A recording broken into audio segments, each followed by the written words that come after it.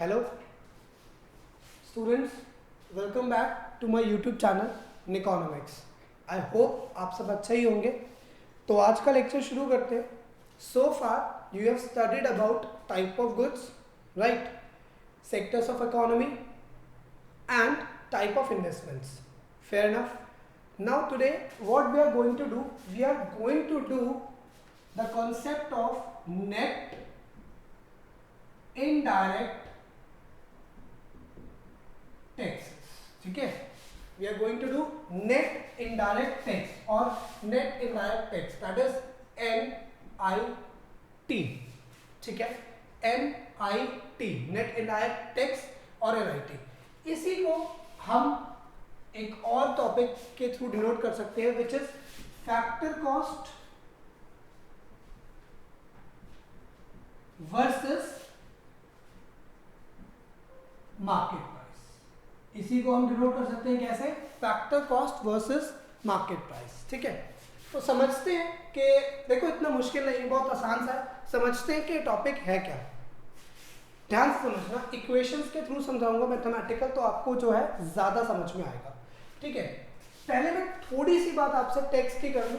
ठीक है, टैक्स आपको एक ब्रीफ आइडिया दे देता हूं। टैक्स क्या है, we are not going into much details, just a peripheral idea what about taxes.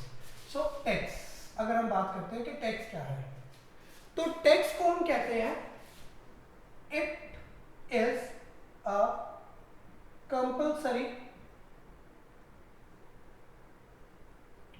transfer payment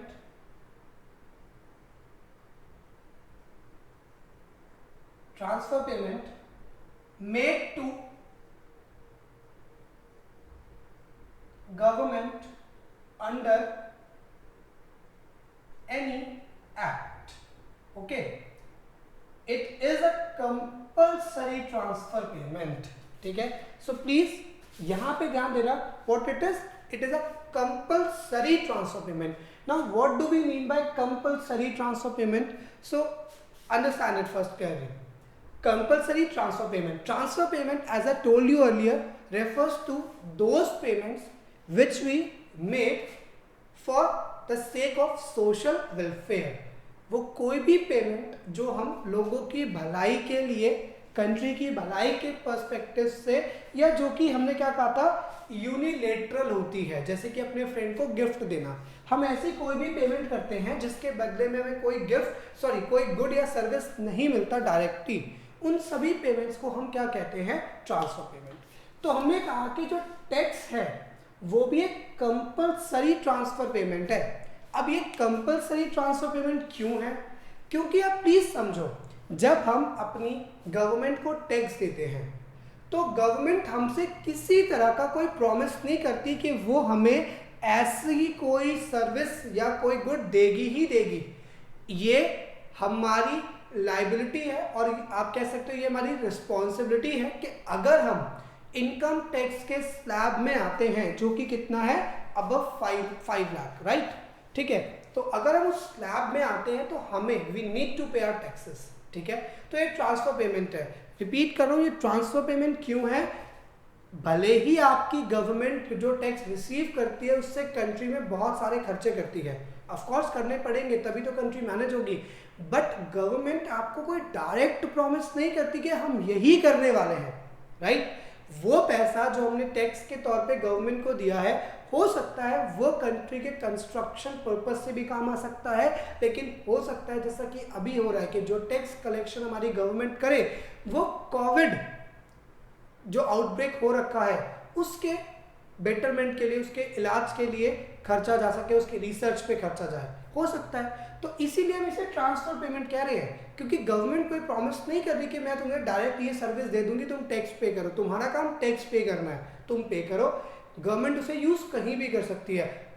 yes, you can ask for कि लाइक आपने कहाँ यूज किया, गवर्नमेंट आपको बताएगी कि कहाँ यूज किया, लेकिन डायरेक्टली वो आप ही को सर्व करेगी, ऐसा नहीं है। इसीलिए ये ट्रांसफर पेमेंट है। And now why it is compulsory? It is compulsory because of law. ये लॉ की वजह से कंपलसरी है। अगर आप टैक्स नहीं पे करते, टैक्स की चोरी करते हैं, जैसा कि हम पहले भी इस बारे में डिस्कशन कर चुके हैं, आप टैक्स नहीं पे करते, आप टैक्स की चोरी करते हो, कोई दिक्कत नहीं है। कब तक? जब तक आप पकड़े ना जाओ। सुना होगा आपने, चोरी सब करते हैं, जो पकड़ा जाए वही चोर है। तो वही वाली कहानी है यहाँ पे भी कि भाई कंपलसरी है। अगर आप उस स्लैब में आते तो it is compulsory for you to pay your taxes. अगर नहीं पे करोगे तो इनकम टैक्स एक्ट के accordingly you will be penalised. जो भी आपके ऊपर पेनल्टीज होंगी और जो भी आपकी लाइबिलिटी बनती होगी, या you will be sentence to jail maybe, ठीक है, और जो भी पेनल्टी होगी यू हैव टू पे। इसीलिए हम कहते हैं कि टैक्स एक कंपलसरी ट्रांसफर पेमेंट है जो गवर्नमेंट को लॉ के अकॉर्डिंग की जाती है। अब आप में से बहुत से लोग सोचोगे हम तो बहुत सारी पेमेंट करते हैं, वो कंपलसरी ट्रांसफर से कोई गवर्नमेंट स्कूल में पढ़ रहा है, वो अपनी स्कूल फी पे करेगा। अगर वो अपनी स्कूल फी पे करेगा तो आप कहोगे सर ये भी तो पेमेंट है और वो भी कंपलसरी है, लेकिन वो ट्रांसफर नहीं है। क्यों नहीं है? क्योंकि स्कूल फी के बदले you are directly served by your teachers. आपको टीचर्स पढ़ाएंगे, लेकिन यहाँ पे टैक्स में ऐसा कुछ नहीं है, ठीक है, ओके। तो आगे बात करते हैं, दो तरह के टैक्सेस हमारे पास होते हैं, ठीक है। एक होता है डायरेक्ट टैक्स और एक होता है इनडायरेक्ट टैक्स।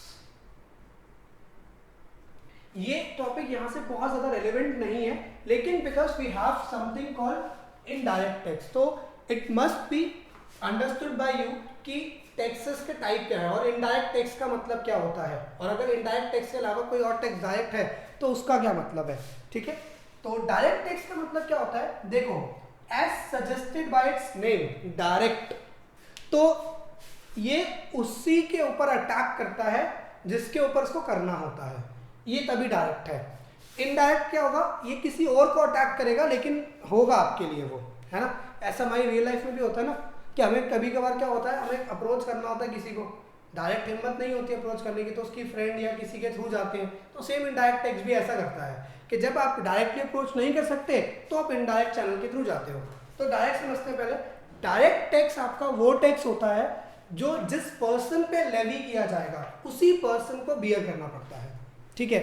इसका मतलब क्या है, इसका मतलब है जिन लोगों की इनकम 5 लाख है, राइट, या 5 लाख से अबव है, वही लोग तो टैक्स के स्लैब में आएंगे ना। 5 लाख कब की? 1 साल की, पर एनम, ठीक है।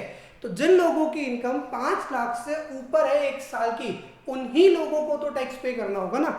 अगर किसी एक पर्सन की इनकम साल की 3 लाख है तो वो डायरेक्ट टैक्स के स्लैब में नहीं आएगा। तो डायरेक्ट टैक्स क्या होता है, ये किसी इंडिविजुअल या ऑर्गेनाइजेशन पे लगता है। किस पे? किसी इंडिविजुअल पे लगेगा तो उसकी इनकम पे, और किसी ऑर्गेनाइजेशन पे लगेगा तो उसके प्रॉफिट पे, ठीक है। और वो इसको शिफ्ट नहीं कर सकते। क्यों? क्योंकि गवर्नमेंट ने कहा जिसकी होगी, तो जिसकी है वही पे करेगा। अगर अब मिस्टर अंबानी साल के 500 करोड़ रुपए कमा रहे हैं, ठीक है, एग्जाम्पल 500 तो बहुत ज्यादा कमाते हैं, 500 करोड़ कमा रहे हैं, तो उनका टैक्स वही पे करेंगे। वो अपना टैक्स टाटा को नहीं बोल सकते पे करने को कि भाई तू भी कमा रहा है तू कर दे, नहीं। तुम 500 करोड़ कमा रहे हो तो तुम अपना पे करोगे, वो 1000 करोड़ कमा रहे तो वो 1000 करोड़ के हिसाब से पे करेंगे, राइट। और ये पर्सन सिर्फ 3 लाख कमा रहा है तो ये कोई टैक्स नहीं पे करेगा इनकम टैक्स स्लैब के हिसाब से। That is why it is known as direct tax. जो उस कैटेगरी में आएगा उसी को बियर करना पड़ेगा। तो हम क्या कहते हैं, डायरेक्ट टैक्स क्या होता है, it is levied on individual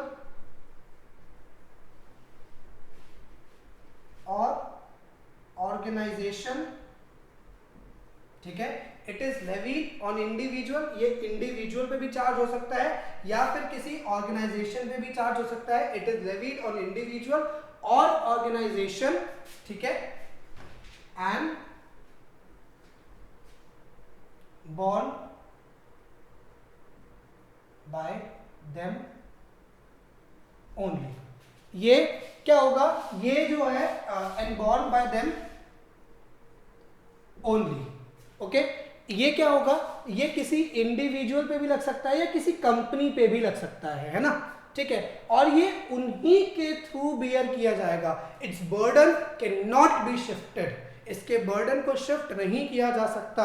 अगर जियो कंपनी के प्रॉफिट्स बढ़ रहे हैं तो प्रॉफिट के ऊपर जो टैक्स आएगा विच इज कॉर्पोरेशन टैक्स, वो जियो को देना पड़ेगा, एयरटेल को नहीं देना पड़ेगा। क्यों? क्योंकि प्रॉफिट जियो के बढ़ रहे हैं। That is why it is direct tax. It is borne by the same person to whom it was levied, to whom it is levied। ये उसी पर्सन को देना होगा जिसके ऊपर ये लेवी किया जाता है। इसके एग्जांपल्स अगर हम बात करें तो इसके एग्जांपल क्या हो सकते हैं, मैं यहाँ लिख देता हूँ, आपको नीचे दिखाई नहीं देगा। इसके अगर मैं एग्जांपल की बात करूँ तो इसके एग्जांपल है, देखो दो लोगों पे लग रहा है, ये किस किस पे लग रहा है, एक तो किसी इंडिविजुअल पे लग रहा है और एक किसी कंपनी पे। अगर इंडिविजुअल पे लगेगा तो इसे हम क्या बोलते हैं, इसे हम बोलते हैं इनकम टैक्स। ठीक है, इंडिविजुअल पे लगेगा तो क्या बोलेंगे, इनकम टैक्स। अगर किसी कंपनी पे लगेगा तो इसे बिजनेस टैक्स, प्रॉफिट टैक्स या फिर कॉर्पोरेशन टैक्स, हम किसी भी नाम से बोल सकते हैं, इनकम टैक्स, बिजनेस टैक्स और कॉर्पोरेशन टैक्स। तो ये दो तरह के टैक्सेस है जो हमारे डायरेक्ट टैक्स में आते हैं। ठीक है, आगे बात करते हैं। तो ये आपको क्लियर होगा। तो ये मतलब डायरेक्टली कहाँ लग रहा है, आपके इनकम पे, बिजनेस के केस में बिजनेस के प्रॉफिट पे। व्हाट इफ प्रॉफिट नहीं हुआ तो दे डोंट नीड टू पे any taxes. Same with ourselves, अगर हमें इनकम नहीं है तो क्यों टैक्स देंगे, तो सेम इनको प्रॉफिट नहीं आया तो क्यों टैक्स देंगे, राइट। इनडायरेक्ट टैक्स क्या होता है, ये इनडायरेक्टली पहुंचता है। ठीक है, कैसे, it is levied on someone else while borne by some other। अपने नाम से ही क्लियर है, लेवी किसी और पे किया गया है जबकि पे कोई और कर रहा है। लेवी किसी और पे किया गया है जबकि पे कोई और करेगा, उसे हम क्या बोलते हैं, उसे बोलते हैं हम इनडायरेक्ट टैक्स। जैसे डायरेक्ट टैक्स आपकी इनकम पे लगता है वैसे indirect tax goods and services के ऊपर चार्ज होता है। आप मार्केट में जाते हो, मार्केट में you went to a market and you purchase say a centre fresh, 1 रुपए की आती है, पढ़ना उसके नीचे भी लिखा होता है इंक्लूसिव ऑफ ऑल टैक्सेस, सारे टैक्सेस मिला के। तो लगा किसके ऊपर वो टैक्स, सेंटर फ्रेश की कंपनी जो है उनके ऊपर लगा। लेकिन बियर किसने किया, मैंने, क्योंकि जो 1 रुपए मैंने दिए उसमें टैक्सेस क्या थे, उसमें टैक्सेस इंक्लूडेड थे। ठीक है, मैंने जाकर के कोई रिचार्ज कूपन लिया, वो रिचार्ज कूपन जब मैंने परचेज किया 10 रुपए का, सपोजिटली एयरटेल का रिचार्ज कूपन परचेज किया, मुझे मिले प्रोसेसिंग फीस टैक्सेस काट करके 7 रुपए कुछ पैसे। तो ये जो प्रोसेसिंग फीस को हटा देता हूँ, उसके बाद जो उसमें टैक्स पे किया मैंने वो लगा किस पे था, एयरटेल पे। बियर किसने किया, मैंने।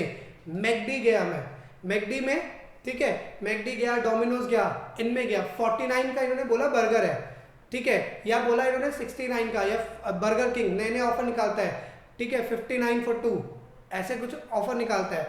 आप जाते हो, आप 59 का सोचते हो, लेकिन वो 59 का नहीं होता, वो 59 प्लस टैक्सेस हो जाता है। लगा किस पे, बर्गर किंग पे। बियर किसने किया, हमने। That is why it is indirect tax. तो पूरे यूनिवर्स में जब भी कोई गुड या सर्विस दोगे उस पे जो आपसे टैक्स लिया जा रहा होगा, और मतलब बिना सोचे समझे समझ जाना कि वो क्या है, इनडायरेक्ट टैक्स है। क्योंकि जो भी टैक्स गुड्स और सर्विसेज पे लेवी होता है उसे हम क्या बोलते हैं, इनडायरेक्ट टैक्स बोलते हैं। एग्जाम्पल अगर मैं आपसे बात कर लूं इसकी, आज की डेट में हमारे पास एक ही रह गया which is GST, goods and services tax. हालांकि कुछ चीजें जीएसटी के, कुछ प्रोडक्ट अभी भी जीएसटी के स्लैब के बाहर है, बट वो हमें टैक्सेशन स्ट्रक्चर नहीं पढ़ना, इस पर हमारा काम नहीं है। फिलहाल जो सबसे बड़ा टैक्स है हमारी कंट्री के अकॉर्डिंगली वो कौन सा है, जीएसटी। और हमारी कंट्री नहीं, वर्ल्ड के बहुत सारी कंट्रीज में जीएसटी ही चल रहा है, which is goods and services tax. पहले क्या होता था, sales tax, value added tax, excise, custom, बहुत सारे टैक्सेस थे। तो उन सबको एलिमिनेट करके, ठीक है, उन सबको हमने क्या किया, उन सबको एनगल्फ किया और हमने एक ही, आप कह सकते हो कि हमने उन सबको एनगल्फ किया और एक ही एनवलप में डाल दिया, और उस एनवलप का नाम क्या है, GST, goods and services tax. ठीक है, इसके अलग अलग स्लैब है, 5%, 12%, 18%, 28%। तो वो डिपेंड करता है कौन सा गुड का आइटम है, उसके अकॉर्डिंगली उस पर टैक्स जो है उतना % चार्ज किया जाता है। तो होप आपको डायरेक्ट इनडायरेक्ट टैक्स समझ में आ गया। ये किस पे लग रहा है, इनकम और प्रॉफिट पे, और इनडायरेक्ट टैक्स कौन सा है जो किस पे लगता है, गुड्स या सर्विसेज पे। So that is the idea of indirect taxes. तो हमें पढ़ना लेकिन क्या है, नेट इनडायरेक्ट टैक्सेस। तो वही मैंने इसीलिए आपको ये समझा दिया ताकि आपको ये पता तो रहे कि इनडायरेक्ट टैक्स क्या है। तो इनडायरेक्ट टैक्स नहीं भूलना है हमें, राइट। इनडायरेक्ट टैक्स क्या है, जो लगेगा किसी और पे, बेयर करेगा वो इंसान, मतलब सर्विस प्रोवाइडर पे लगता है, और बेयर कौन करता है, जो सर्विस अवेल करता है। जो गुड प्रोवाइडर पे लगता है, अवेल कौन करता है, जो गुड को अवेल कर रहा होता है। तो प्रोवाइडर पे लगेगा, अवेल करने वाले पे शिफ्ट हो जाता है, इसीलिए से इनडायरेक्ट टैक्स कहते हैं। ठीक है, आप इतना इसे कॉपी करें पहले। हाँ जी, तो आपने कॉपी कर लिया। अब होपफुली आपको ये समझ में आ गया होगा। आगे बढ़ते हैं। तो ये तो हमारा कॉन्सेप्ट आईटी तक तो हो जाता है, लेकिन हमें तो नेट इनडायरेक्ट टैक्स की हेल्प चाहिए। ठीक है, तो let's talk about net indirect tax then. In order to understand NIT, you need to understand a term which is subsidy. Okay, it's subsidy. Now, what do we mean by subsidy? Subsidy का मतलब क्या होता है? ठीक है, तो देखो समझना ध्यान से। हम या किसी भी, अगर मैं कंट्री की बात करूं, तो किसी भी कंट्री में जो लोग हैं, पीपल है, they are divided into various categories according to their income levels, isn't it. ठीक है, अगर मैं एक मेजर कैटेगरी लूँ तो मैं कहता हूँ रिच, पुअर, मिडिल क्लास, ये 3 कैटेगरी आती है। ठीक है, होता क्या है यार, होता ये है कि हर कोई पेइंग कैपेसिटी हर किसी के पास नहीं होती। Not everybody has the same purchasing power. Okay, तो हमारी जो गवर्नमेंट है उनकी कंजम्पशन या कभी कभार किसी चीज़ की प्रोडक्शन को प्रमोट करने के लिए क्या करती है, हमारी गवर्नमेंट सब्सिडी देती है। ठीक है, सब्सिडी का मतलब होता है गवर्नमेंट के थ्रू दिया गया फाइनेंशियल असिस्टेंस, मतलब economic assistance given by the government, provided by the government on certain goods and services. Certain goods and services, subsidy हमारी गवर्नमेंट हर गुड और हर सर्विस पे नहीं देती। कुछ गुड्स, कुछ सर्विसेज होंगे जिन पे हमें सब्सिडी मिलती है। जैसे सबसे बेस्ट एग्जांपल लूंगा, लिस्ट तो बहुत बड़ी है लेकिन एक चीज तो आप सबको इजीली समझ में आएगी, एलपीजी सिलेंडर है ना। एलपीजी सिलेंडर पे हमें क्या मिलती है, सब्सिडी मिलती है, राइट। हमारी गवर्नमेंट हमें क्या देती है, सब्सिडी देती है। अगर मैं दिल्ली के अकॉर्डिंग बात करूं तो दिल्ली में जो एलपीजी सिलेंडर विदाउट सब्सिडी आता है, इट इज समवेयर अराउंड 850। हमें कितने का मिलता है, 480। तो गवर्नमेंट को मिल रहा है 850 समथिंग, ठीक है, और हमें कितने का मिल रहा है, it is somewhere around 450, 480 sort of. ठीक है, तो अगर मैं दोनों को राउंड कर लूं, राउंड ऑफ कर लेता हूं, गवर्नमेंट को मिल रहा है 900 का, हमें मिल रहा है गवर्नमेंट की तरफ से 500 का, तो ये 400 रुपये क्या है, ये सब्सिडी है गवर्नमेंट जो हमें देती है, क्योंकि वो एक बहुत नेसेसरी आइटम है जिसकी कंजम्पशन के बिना पॉसिबल ही नहीं है आजकल घर को चलाना, तो इसीलिए सब्सिडी दी जाती है। सिमिलरली अब बात करते हो प्रोडक्शन की। अगर आप खादी से जुड़ा हुआ कोई बिजनेस करते हो तो खादी के प्रोडक्ट्स बनाने के लिए गवर्नमेंट रॉ मटेरियल पे आपको क्या देती है, subsidy, in order to promote the production of khadi products. तो ये होती है सब्सिडी। तो हम सब्सिडी को क्या बोल सकते हैं, देखो सब्सिडी को कई बार फाइनेंशियल असिस्टेंस भी लिखा जा सकता है, और कई बार आपकी बुक्स में इसको इकोनॉमिक असिस्टेंस भी लिखा होगा, तो just don't confuse, okay, same meanings. Subsidy क्या है, हम कहते हैं it refers to the financial assistance given by the government। ठीक है, ये क्या है, ये फाइनेंशियल असिस्टेंस है given by the government in order to promote consumption and production of certain goods and services, है ना। कुछ चीजों की, हर चीज के ऊपर सब्सिडी गवर्नमेंट नहीं देती। और एक चीज बता देता हूं, ठीक है, ये आपके बुक्स में नहीं लिखा हुआ, ये आगे ग्रेजुएशन लेवल पे लिखा होता है, तो मैं आपको अभी समझा देता हूँ। सब्सिडी पहले गवर्नमेंट कैश में दिया करती थी, बट अब गवर्नमेंट सब्सिडी कैश में नहीं देती, प्रोडक्ट के प्राइस को कम कर देती है। क्योंकि कैश में देने पे देयर इज अ डिलेमा के weather that fellows are those fellows whom government are giving subsidies, whether they are utilizing the subsidy in a manner decided by the government or not। इसीलिए government ने cash subsidy बंद कर रखी है, ठीक है। तो हम कहते हैं सब्सिडी क्या है, एक फाइनेंशियल असिस्टेंस है जो हमारी गवर्नमेंट देती है। देखो एक बात मैं आपको समझाता हूँ, जो हमारी गवर्नमेंट है वो गवर्नमेंट बहुत अच्छा काम करने की कोशिश करती है, बट प्रॉब्लम जो आती है वो आती है हमारे लोगों में, ठीक है। हम अपनी गवर्नमेंट को ढंग से चीज़ें ऑपरेट नहीं करने देते, वरना हमारी गवर्नमेंट इकोनॉमिक्स समझती बहुत अच्छी है, इकोनॉमी को हैंडल बहुत अच्छा करती है, ठीक है। मैं सच कहता हूँ, बहुत एक आइडियल गवर्नमेंट इस टाइम पे हमारे पास है।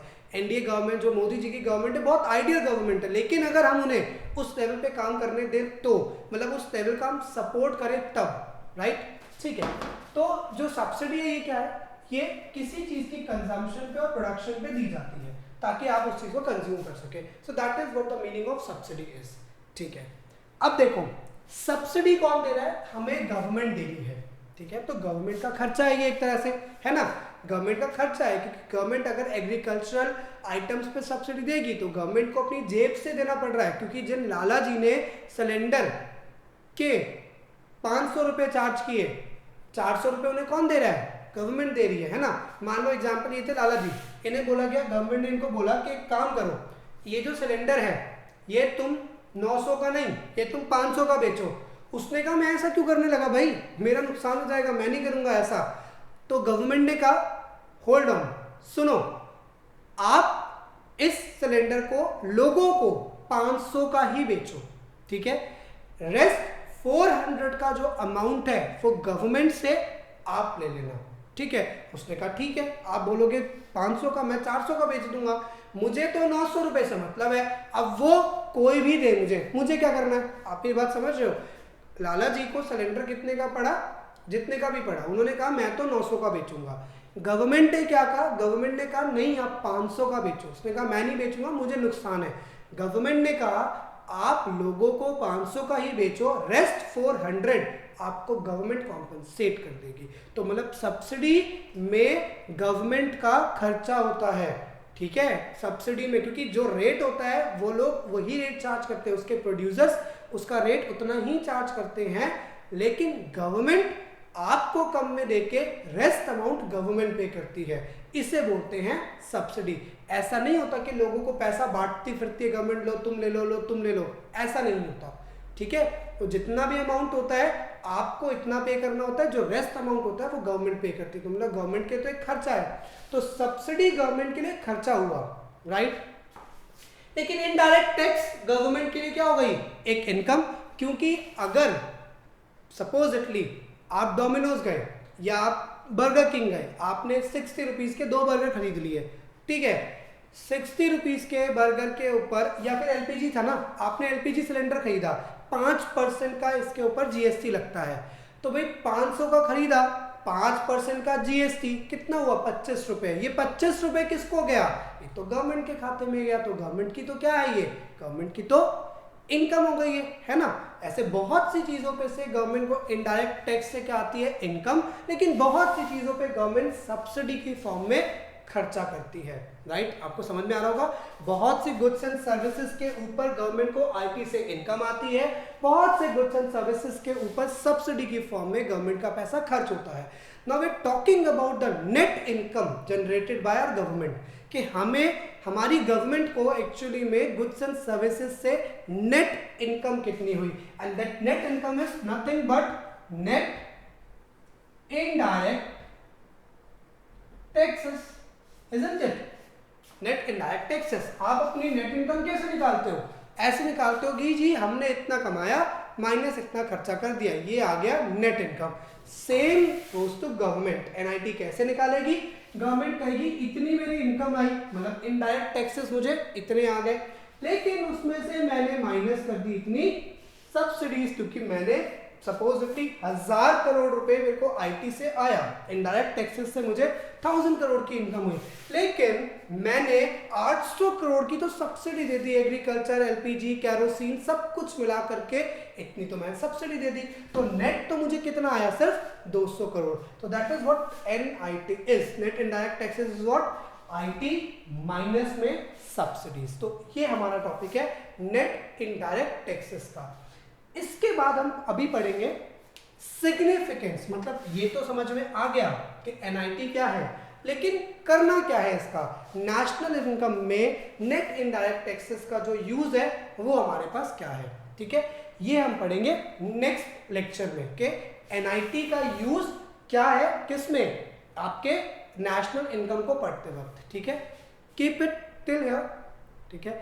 Please don't forget to like, share and subscribe my channel, ठीक है। Thanks for watching.